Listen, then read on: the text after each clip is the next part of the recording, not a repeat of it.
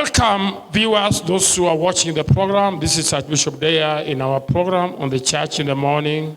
Karibu watazamaji ninyi mnaotazama runinga hii. Hiki ni kipindi katika ibada yetu asubuhi ya leo. Sunday the 12th Jumapili tarehe 22 mwezi 22 Sunday March 2020. Jumapili tarehe 22 mwezi wa 3 mwaka wa 2020. I am privileged to be a pastor today at Mang Hotel. Nimetunikiwa fursa kuwa mchungaji katika hoteli ya Mang. And greeting to all who are currently abroad, those who are in the UK. I've been with you for many years. Na basi nitume salamu zangu kwenu ninyi mlio Uingereza. Tumekuwa pamoja kwa miaka mingi. I'm dearly missing you now. Ninawakosa sana. It will be on the May with 3 years since I left UK. Mwezi wa 3 itakuwa ni miaka 3 tangia nitoke Uingereza. After staying in UK for 25 years. Nilikaa Uingereza kwa miaka yapita 25. But I'm honored to be back in Kenya by the will of God. Lakini nimeheshimika kurejea Kenya kwa mapenzi ya Mungu. Because I've seen the hand of God in an incredible way. Maana nimeona mkono wa Mungu kwa njia iliyokuu. That make me feel comfortable. Ambayo imefanya nikaweze kustarehe na kuridhika. Because if I would not have been back to Kenya, maana kama nisingelirejea hapa Kenya, sincerely some people would have gone to the grave. Kwa hakika kuna watu wangelienda makaburini. I've seen God's hand. Nimeona mkono wa Mungu. I've seen the blind child eye open. Nimeona mtoto aliyekipofu macho yake yakifunguka. He was born deaf. Alizaliwa hawezi kusikia. And dumb. Na akawa hawezi zungumza. With nobody functioning. La mwili wake haukuweza kufanya chochote. But surely, lakini kwa hakika, for that miracle to happen, ili muujiza huo ufanyike, it has given me hope. Imenipa tumaini. That my coming back to Kenya, ya kwamba kurejea kwangu Kenya, was according to the will of God. Ilikuwa sawa sawa na mapenzi ya Mungu. Give a clap to Jesus. Mpigie Yesu makofi. Mwangi, come and tell me, why are you always happy? I want you to come and tell me. Mwangi, hebu njoo uniambie kwa nini kila mara una furaha. Yeah. Mwangi is one of the people who benefited of my coming back to UK. From UK. Mwangi ni mojawapo ya watu ambao wamefaidika tangu nirejea kutoka Uingereza. Tell people your name, Mwangi. Ambia watu majina yako, Mwangi. Okay, kwa jina mimi naitwa Mwangi Mureithi. My names are Mwangi Mureithi. Na natoka sehemu ya Nyeri. And I come from Nyeri. Yes, Karatina. Wow. Ajabu. So you are a Nyeri, not a Kikuyu. Yes. Kwa hiyo wewe ni Munyere, wewe sio Mkikuyu. Mimi kutoka kuja mahali hapa. Since I came to this place, nilikuja mahali hapa mwaka uliopita kama November. I came to this place last year like November. Wakati huo nilikuwa na shida nyingi sana. That time I was having many problems. Nilikuwa na issue mpaka ya marriage. Sorry. Nilikuwa na issue ya marriage. I had an issue in my marriage. Nilikuwa na issue ya kazi. I had job issues. Na wakati huo nilisumbuliwa hata na mapepo mengi sana. And that time I was disturbed by demons a lot. Lakini nilipokuja nilikutana na Bishop Munga. But when I came, I met with Bishop Munga. Na Munga akanihudumia. And Bishop Munga ministered to me. Na Mungu akanitendea miujiza mingi sana. And God performed many miracles to me. Muujiza wa kwanza, mapepo ilitolewa ndani ya maisha yangu. The first miracle, demons were cast out of me. Mapepo ambayo yalisumbua akili yangu. Demons that disturbed my brain. Nilitembea ni kama mtu ambaye anaweza ruka kichwa wakati wote. I walked like a person who was to go crazy or mad at any time. Lakini wakati huo mapepo ilitolewa ndani yangu. But at that time demons were cast out of me. Sikukaa sana. It never took me long. Muda si muda nikapata kazi. All of a sudden I got a job. Kwa sababu nilikuwa na shida nyingi ya kazi. Because I had a problem of having a job. Kutoka wakati huo, from that time mpaka wakati huu, up to now, maisha yangu yamebadilika. My life has changed. Mwangi you came when you have demons and you never knew that you have demons inside you. Mwangi ulikuja ukiwa na mapepo na wala haukujua kama una mapepo ndani yako. Unajua wakati mwingine, you know, sometimes unapokuwa na shida, when you have problems, sisi huona tu ni mambo ya kawaida. We take it for granted and we see it as usual. Tunaona ni kama uchumi uko namna hiyo. We think economy is like that. Lakini si hivyo. But that is not the case. Kila shida unaokabiliana nayo, every problem that you are encountering or facing, iko na agent ya shetani nyuma yake. It has an agent of the devil behind it. Okay, wakati huo sikujua hivyo. By that time I didn't understand it that way. Kwa sababu hali ilikuwa ya kawaida. Because things were just as usual and normal. Lakini kutoka wakati huo mpaka wakati huu, but from that time up to now, hali imebadilika. The situation has changed. Mimi si struggle kutafuta kazi. I don't struggle to look for a job. Watu nitafuta. People look for me. Yes. Amen. Hallelujah. And Mwangi, when these demons came out of you, what was happening with your body? Na mapepo haya yalipokuwa yanakutoka, mwili yako ilikuwaje? Okay, wakati huo nilipokuja, that time when I came, mapepo yaharibu mpaka sura yangu. Demons had destroyed even my face. Nilikuwa mweusi kuliko vile unavyoniona. I was black, more black the way than the way you are seeing me now. Hiyo ndio hali nilikuwa nakabiliana nayo. That is the situation that I was facing. And when Munga and Tony was casting demons on you, you went on trance and you are screaming. Na wakati Askofu Munga na mchungaji Tony walipokuwa na kuhudumia, ulipigwa mwereka chini, ulikuwa unapaza mayowe. Acha niwaambie wapendwa. Let me tell you brethren. Hakuna kitu ya maana. There is nothing very important kama kufungua roho yako unapokuja mahali hapa. Like opening your heart when you come to this place. Sio rahisi kwa mwanamume. It is not easy for a man mwili kujidhihirisha kwa sababu ya mapepo. Demons to manifest and seeing some characters in your body. Lazima uvunjike roho yako. You must break in your heart. Hiyo ndio hali ilivyo. That was how things were. What want to tell somebody who is watching the program and they don't know that sometimes demons that make them not to have money or to have job. Unataka kuambia nini yule anayetazama runinga hii na asijue ya kwamba pengine mapepo yanaweza kukuzuia usipate kazi? Mimi naweza eleza namna hii. This is what I can advise you. Kwa mtu yote anayenitazama. For anyone who is viewing me. Mapepo hayaambii mtu yanapoingia. Demons don't consult any person when they are coming in. Unayakuta yako ndani tayari. You just find them inside of you already. Na hali hii ulete shida ndani ya maisha. And this situation brings a very big problem in the life of a person. Kwa hivyo nakuhimiza jambo moja. So I advise you in one thing. Kila mtu anayekuja mahali hapa, everyone that comes to this place, ama aliye nyumbani, or you who are watching me in your house, naomba muje mahali hapa, kuna tofauti. I beseech you to come to this place. There is a difference. Na hali yako itakuwa tofauti. In this place there is a difference. Amen. Amen. Asante. You have been watching the testimony of that gentleman Mwangi. Umekuwa ukitazama ushuhuda ya mwanaume huyo Mwangi. It was not me minister to him, is Bishop James Munga. Sie mimi niliyemhudumia, lakini Askofu James Munga. Munga cast demons out of him. James Munga alikemea mapepo kutoka ndani yake. And there's a result. Na kuna matokeo. That his financial bondage was broken. Ya kwamba kifungo chake cha kifedha kilivunjika. And those demons of financial bondage was about the demons inside him. Na mapepo haya ya kutokuwa na fedha ilikuwa ni kwa sababu ya mapepo yaliyokuwa ndani yake. When Jesus cast demons out of him, na Yesu alipokemea mapepo kutoka ndani yake, his financial income was restored.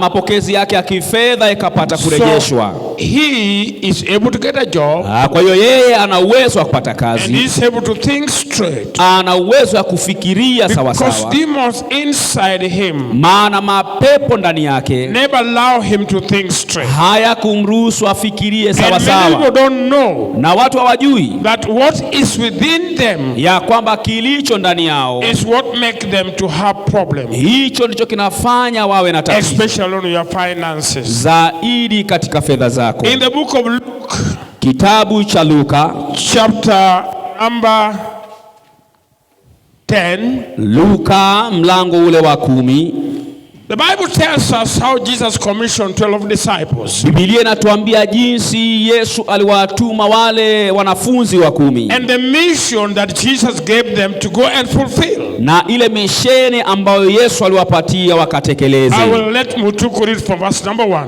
Nitamruhusu Mtuku asome kutoka mstari ule wa kwanza. Luke chapter 10 from verse 1. Luka 10 kutoka mstari ule mdogo wa kwanza. After these things the Lord appointed other 70 also. Baada ya mambo haya Yesu akateua wale 70 and sent them 2 and 2 before his face into every city and place. Akawatuma wawili wawili katika kila mji na kila mahali, whither he himself would come. hadi atakaporejea yeye mwenyewe. Therefore said he unto them, Kisha akawaambia, the harvest truly is great, mavuno ni mengi, but the laborers are few. lakini watendakazi ni wachache. Pray thee therefore the Lord of the harvest, Basi muombeni Bwana wa mavuno, that he would set forth laborers into his harvest. ya kwamba awatawatuma watendakazi katika mavuno yake. Verse number 3. Mstari ule mdogo wa 3. Go your ways. Enendeni njiani mwenu. Behold, Tazama, I send you forth as lambs among wolves. ninatuma mbwa mwitu kati ya kondoo. Carry neither purse, Musibebe mzigo wote, nor scrip, ama chochote kile, nor shoes, ama viatu, and salute no man by the way. na msimsalimu yoyote njiani mwenu. Verse number 5. Mstari wa 5. And into whatsoever house Na katika kila nyumba ye enter, ingieni, first say, mseme kwanza, peace be to this house. amani na iwe nyumbani humu. Verse number 6. Mstari ule wa 6. And if the son of peace be there, Na mwana wa amani atakapokuwepo, your peace shall rest upon it. amani yenu itatulia pale. If not, Kama sivyo, it shall return to you again. itawarejeni. And in the same house remain, Na pale pale kwa lile nyumba, eating and drinking such things as they give. mle na mnywe chochote mtakachopewa, For the laborer is worthy of his hire. maana watumwa wanastahili ujira wao. Go not from house to house. Msienende katika nyumba hadi nyumba, And into whatsoever city ye enter, na yeyote katika mji wowote mtakaoingia, and they receive you, na wapokeni. eat such things as are set before you. Kuleni chochote kitakachowekwa mbele yenu. Verse number 9. Mstari ule mdogo wa 9. And heal the sick that are therein, Na muwaponye wagonjwa walioko, and say unto them, na muambie, the kingdom of God is come near unto you. ufalme wa Mungu umewajieni. Stop there. Komea pale. A little bit, we took and stay in the Bible. Kaa na Biblia. Jesus took 72 disciples. Yesu akawachukua wanafunzi wale 72. This Bible tells me Biblia hii inaniambia he sent them 2 by 2. akawatuma wawili wawili. In the US, Kule in Marekani, the UK, kule Uingereza, even here in Kenya, hata hapa Kenya, the patrol police, wale polisi wanaoshika hatamu they go 2 by 2. wanaenda wawili wawili. And Jesus told them, when you go somewhere, Yesu akawaambia mtakapokwenda kokote kule. touch your ear for me, say my ear. Guza sikio lako, sema sikio langu. Let me hear what Jesus said. Wacha nisikie yale asema Yesu. Today, Leo in the name of Jesus Christ, kwa jina la Yesu I Kristo will surely make it. nitafaulu kwa hakika. Amen. Jesus sent them, how many of them? Yesu aliwatuma wangapi 2 wao? by 2, but there were 72. Wawili wawili, lakini walikuwa kwa jumla 72. And he said them, wherever you enter, Akawaambia kote mtakapoingia, when they received you, watakapowapokeeni, leave your blessing there. acheni baraka zenu pale. They will give you food, eat, Watawapatieni chakula mle, but heal them. lakini muwaponye. Were they doctors? Je, walikuwa madaktari? We talk. Wacha tuongee. Mzee, were they doctors? Mzee, walikuwa madaktari? The Bible does not tells me Biblia hainiambii that Jesus collected professional medical people. ya kwamba Yesu aliwakusanya watu walio na ujuzi wa But udaktari. it took 72 who are not knowing anything about the medical. Lakini alichukua 72 wasiojua chochote kuhusiana na matibabu. And that scripture Mutuku read, Na andiko ambalo Mtuku amesoma, read this again. hebu soma tena. Wherever you enter, they receive you, heal them. Mtakapoingia mpate kupokelewa, muwaponye. From verse number 8. Mstari ule wa 8. And into whatsoever city ye enter, Na katika jiji alikoingia, and they receive you, na mpokelewe, eat such things as are set before you, kuleni chochote kitakachowekwa mbele yenu, and heal the sick that are therein, na mponye wagonjwa watakaokuwepo, and say unto them, na muambie, the kingdom of God is come near unto you. ufalme wa Mungu umewarejea. That is the point. Hicho ndicho kipengele.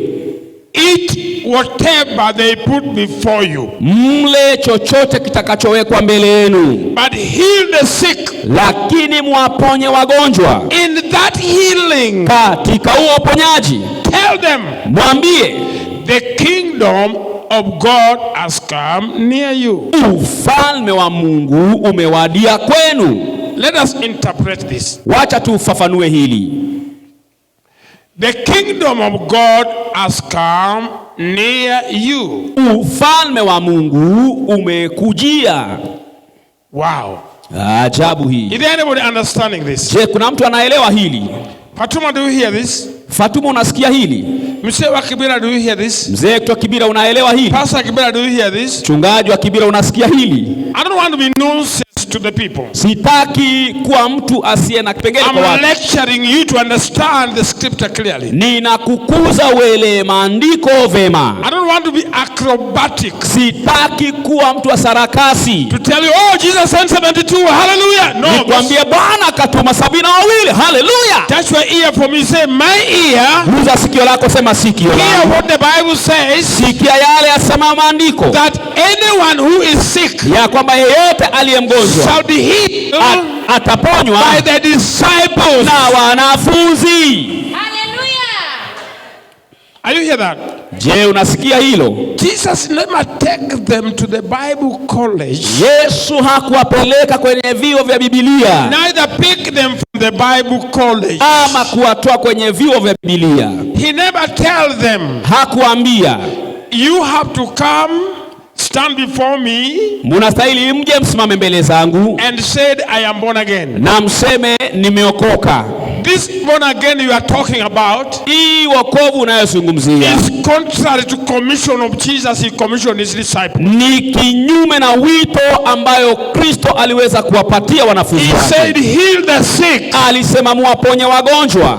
And when he also started his ministry, Na pia alipoanza huduma yake, Jesus healed the sick. Yesu akawaponya wagonjwa, All kind of diseases. magonjwa ya aina zote, And people were amazed na watu walishangaa to see healing taking place. kuona uponyaji ukifanyika. I don't believe Siamini mimi that a born again believer ya kwamba Mkristo aliokoka should dwell in lack of money, anastahili kukaa katika ukosefu wa should pesa, dwell in poverty. anastahili kukaa katika Should dwell in umaskini, sickness. anaweza kaa katika magonjwa. But today I declare, Leo unatangaza in the name of Jesus, kwa jina la Yesu, not only sickness shall be healed, magonjwa yote yataponywa, even your finances na utaponywa fedha shall zako, be healed. utaponywa In the name of Jesus kwa jina Christ. la Yesu.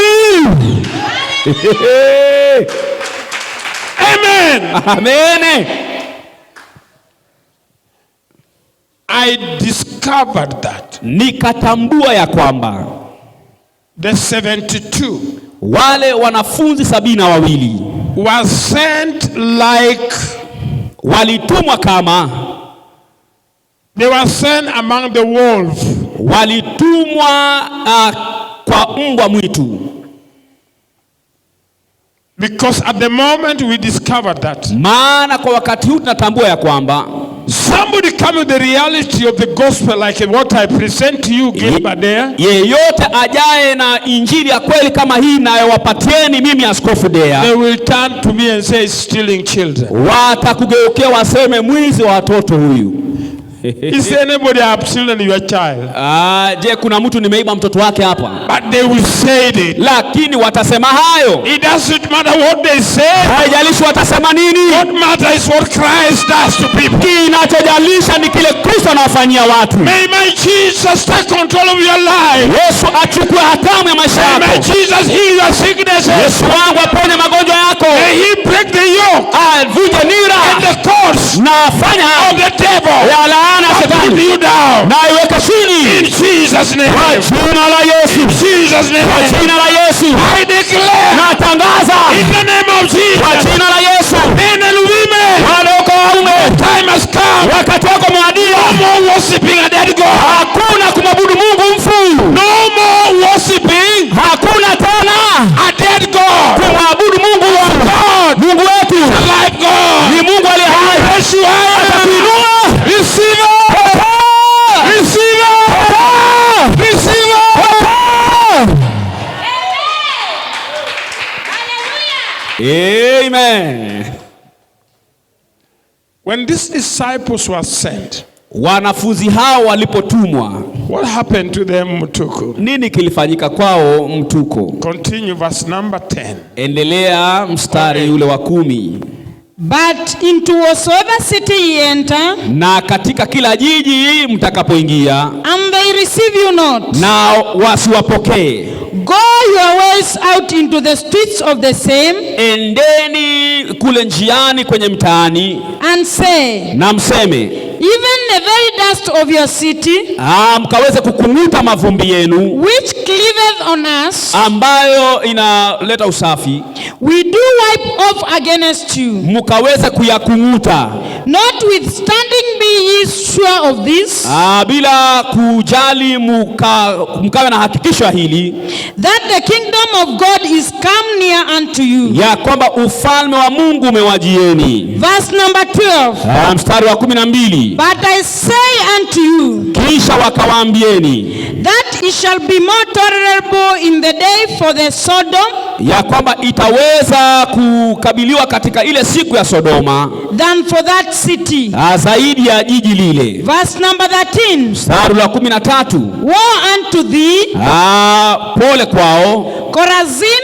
wale Makorazini, Woe unto thee, pole kwao Bethsaida! wale wa Bethsaida. For if the mighty works had been done in Tyre and Sidon, Maana matendo makuu yatakapofanywa kule Tyre na Sidoni, which have been done in you, yale yamefanywa ndani yenu, they had a great while ago repented, walikuwa kitambo wamepata kutubu, sitting in sackcloth and ashes.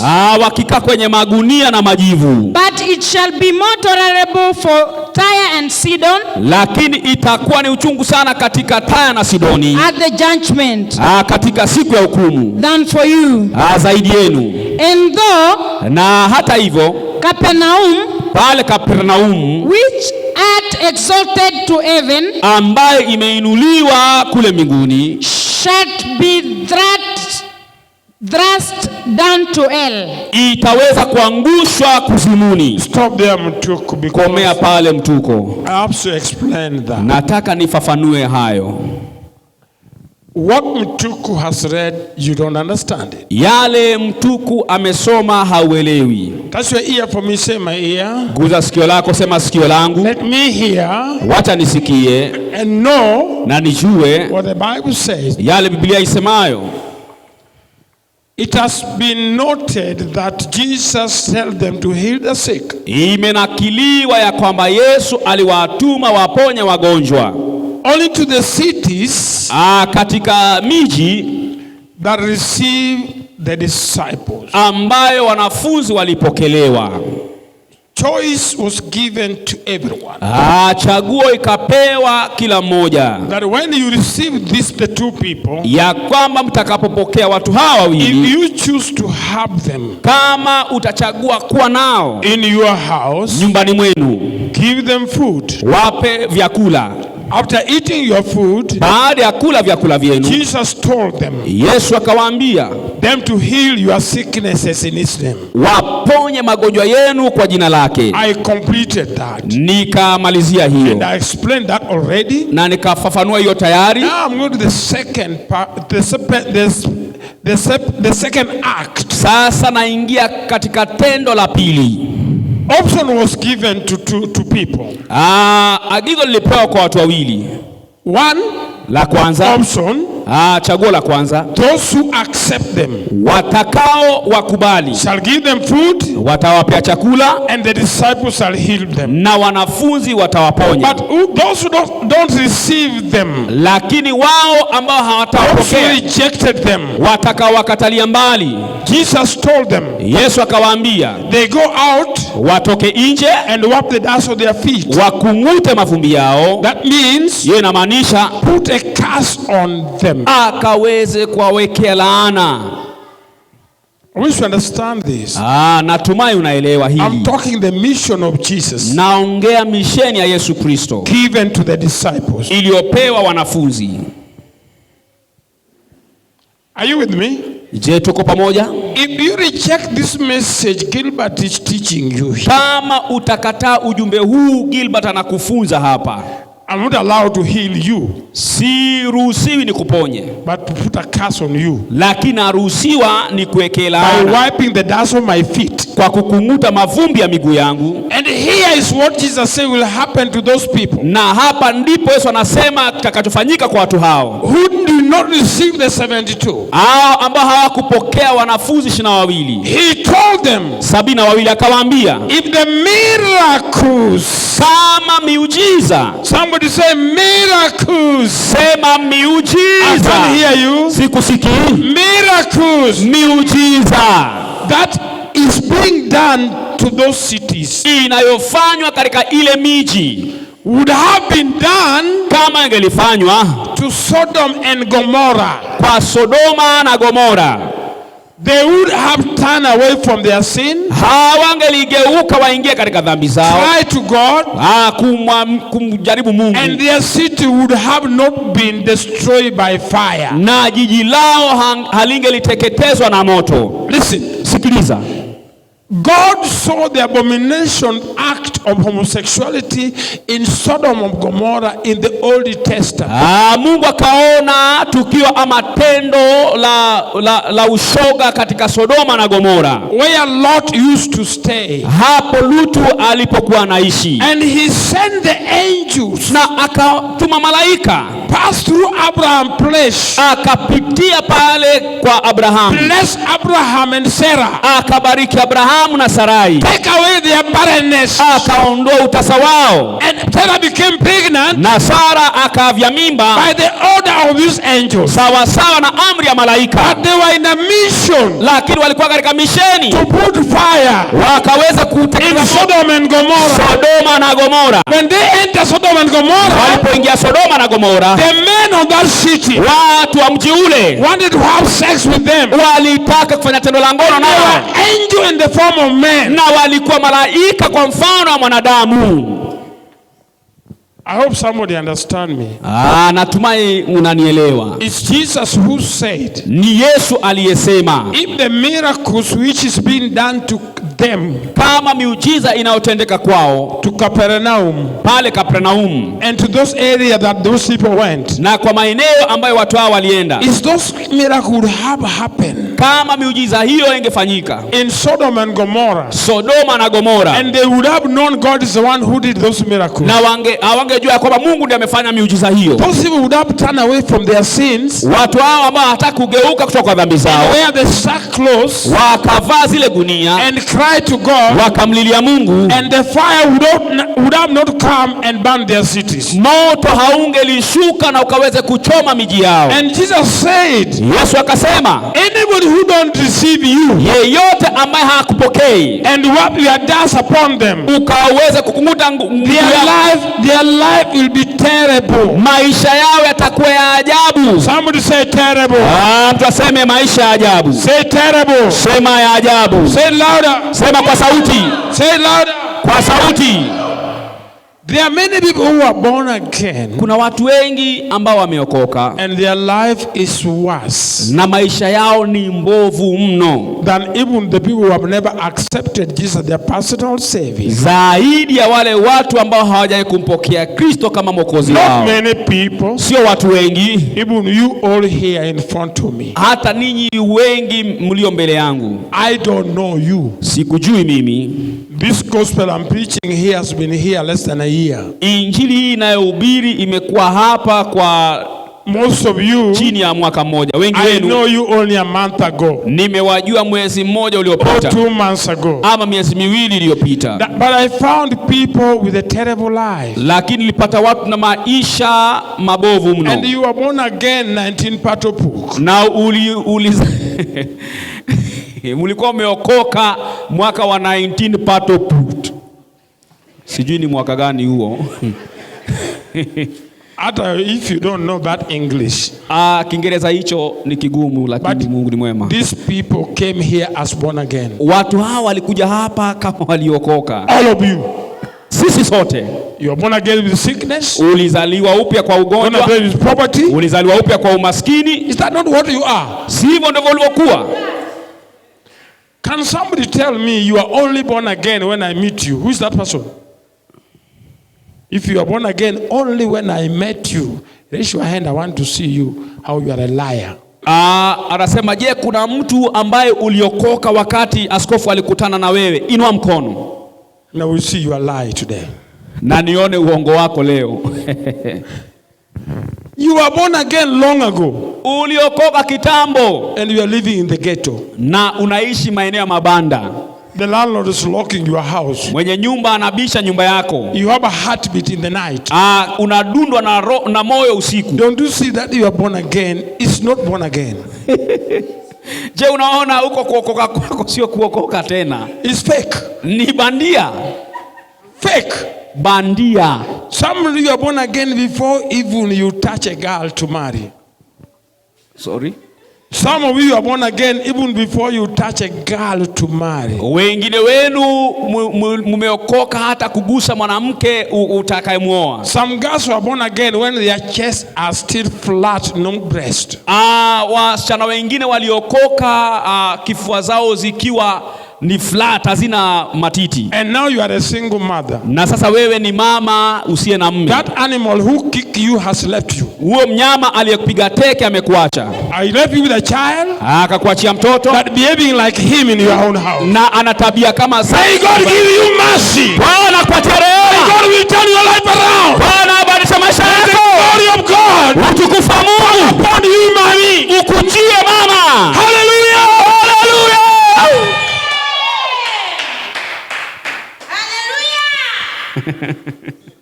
Sema tu haleluya, manake you are a single mother. Sema loud haleluya, manake you are a single mother. What will you do? Single mothers, painful. Uchungu sana. You are the husband. Wewe ni mume. You are the wife. Wewe ni mke. You are the mother. Wewe ni mama. You are the cook. Wewe